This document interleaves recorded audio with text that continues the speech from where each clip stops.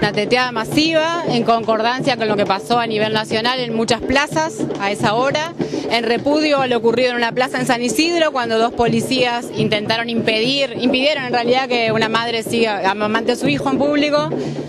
aduciendo que había una ley que lo prohibiría. Entonces, bueno, la movida fue convocar para repudiar este hecho, para aclarar que obviamente no hay una ley que la prohíba, que hay leyes que la fomentan y que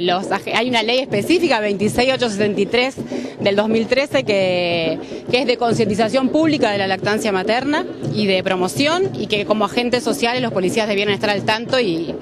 fomentarla y no todo lo contrario. Así que bueno, aprovechamos para eso, para reunirnos, para repudiar, para hablar de derechos, de libertades, para ocupar los espacios públicos. Creo que esta plaza naturalmente es una plaza que hay siempre madres con niños, entonces me pareció que estaba bueno que esté acá.